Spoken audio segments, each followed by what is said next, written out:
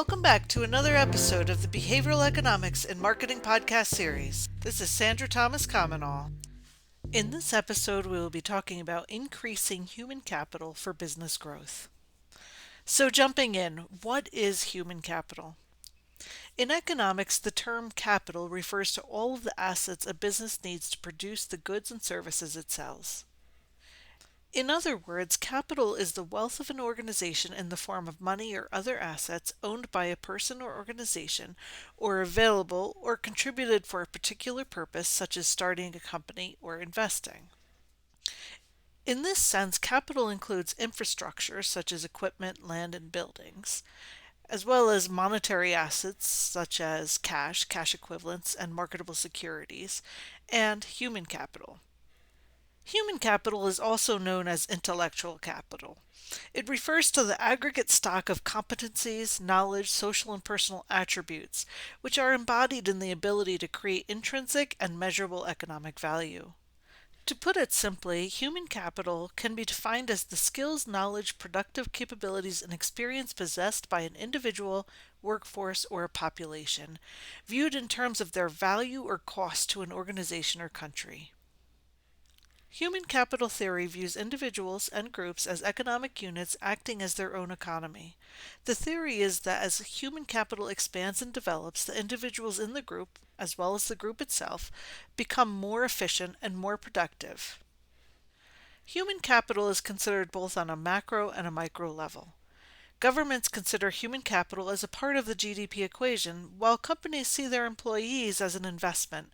And finally, individuals should consider themselves and their own human capital.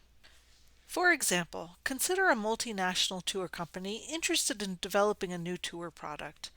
The company might want to create a cross-functional team to weigh in and be part of the discussion and development of that product. The company would need to assess their human capital needs to decide which departments need to be represented, what geographic locations are affected by the new product, and the unique skill sets needed for the development of that product. In addition to the product development team members, the company may choose to include a destination specialist for the destination, someone in sales that has spoken directly with clients that are interested in that destination, someone in marketing, an analyst that would have insight into the competition, representatives from each of the major source markets, and employees that offer diverse perspectives. Once a company has assessed their needs for the cross-functional team, they can assemble their team. If the company finds that they do not have a particular skill set or representative on their current team, then they can either hire for that skill set or offer training opportunities for current employees to learn that skill set. For example, if the company does not have an employee that is a destination specialist for the required destination, they may choose to send an employee or multiple employees to that destination. Or they may choose to bring in the tourist board or in-country vendors to conduct the appropriate training. Alternatively, the company may choose to hire a destination specialist to fill that human capital need. Why is human capital important? People strategy can be more of a challenge than the actual business strategy, but it can also be the most fruitful. Ultimately, a company can develop an amazing business strategy that has the potential to bring in millions or even billions of dollars in sales. But if they don't have a good people strategy, their results won't be as great as they would like them. From an economic standpoint, we say that the human capital investments, both on the micro and the macro level, is the one that has the most positive impact on growth. Human capital investment includes training and development, benefits, team building exercises, volunteering opportunities, etc. Building your team is the key part to any business strategy.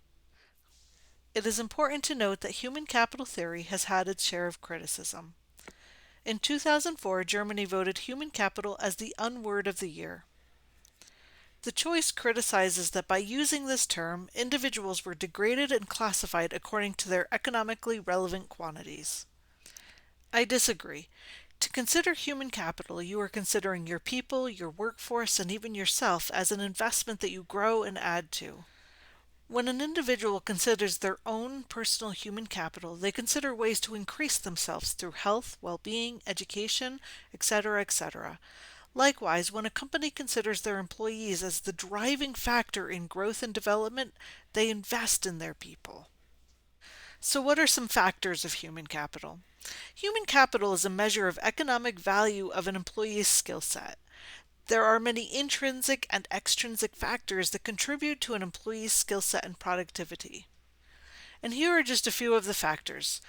1. Education and training. Education and training can come in a variety of formats and doesn't just happen during onboarding. Number 2, experience level and unique knowledge. Having a diverse set of experience levels, personal and professional experiences, and a unique knowledge set can add to the complexity of your human capital. Number 3, health and mental well-being. An employee that is not feeling well will not perform at the same level that they would if they were feeling well. Make sure that your team members are properly cared for through paid time off, a good health insurance, and the proper amount of time to look after their health. This can pay off in a multitude of ways. Number 4, diverse perspectives. Research has shown that teams that are comprised of diverse backgrounds are the most productive and effective. Number 5, financial comfort. Just as in the health category, if an employee is experiencing financial problems, they won't be as effective as they would be if they had financial comfort and security. Number 6, feeling accepted. If an employee feels like an outcast, or as if they are not being treated fairly for any reason, they won't be as productive as they can be. Number 7, open and positive communication. Communication is a key to great leadership. If employees feel that they can communicate and are being communicated to, they will perform at their best. Number 8, soft skills.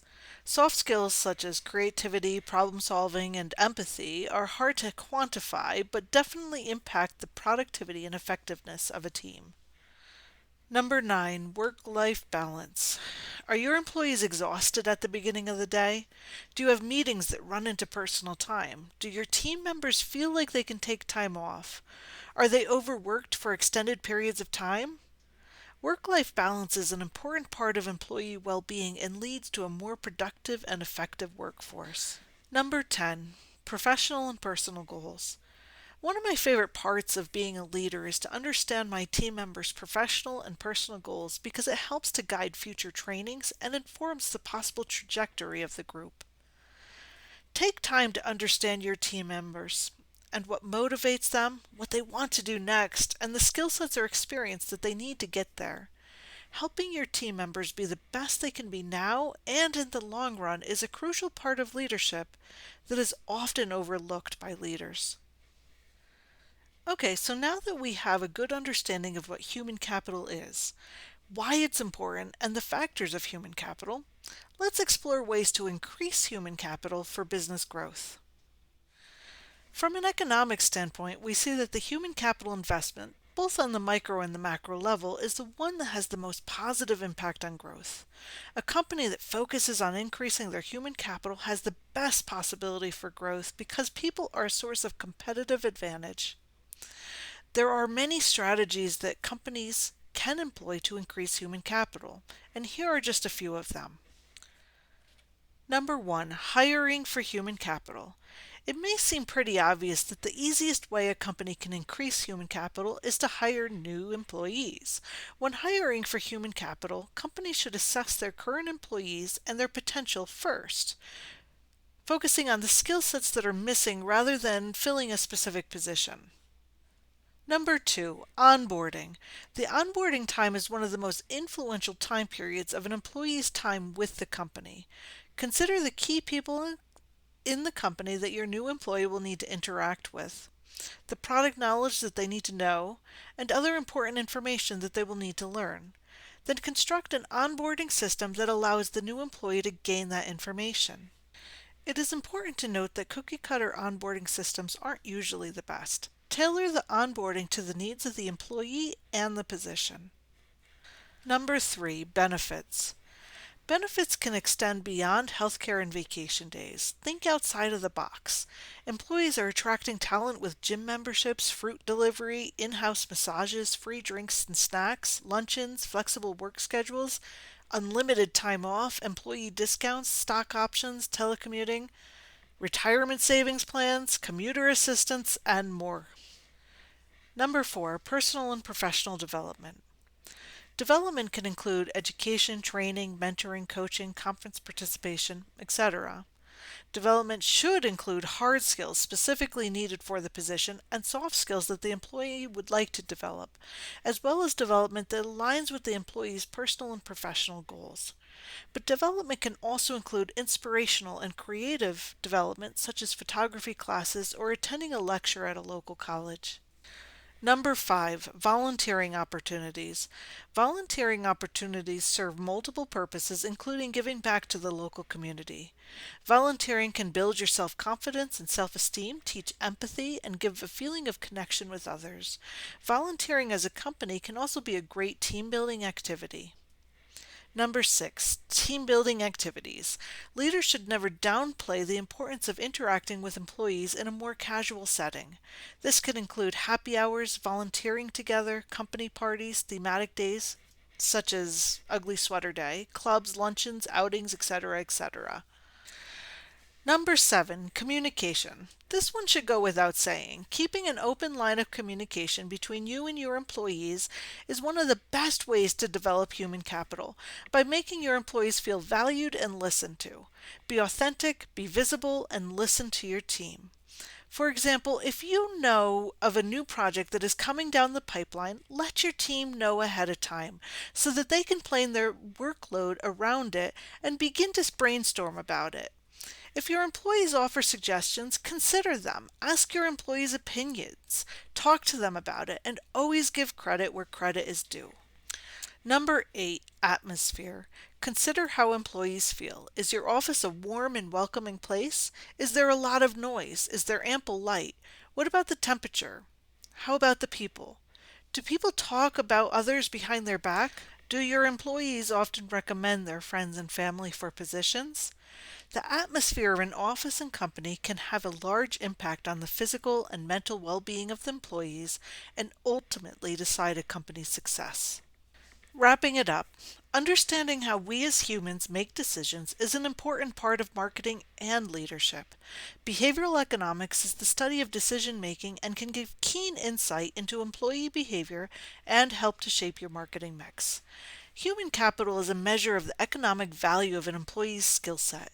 A company that focuses on increasing their human capital has the best possibility for growth because people are a source of competitive advantage.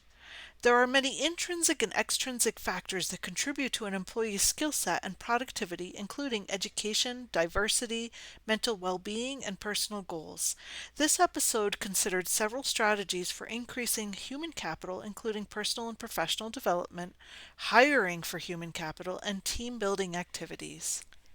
Thank you for listening to another episode of Behavioral Economics and Marketing. This is Sandra Thomas-Comenole.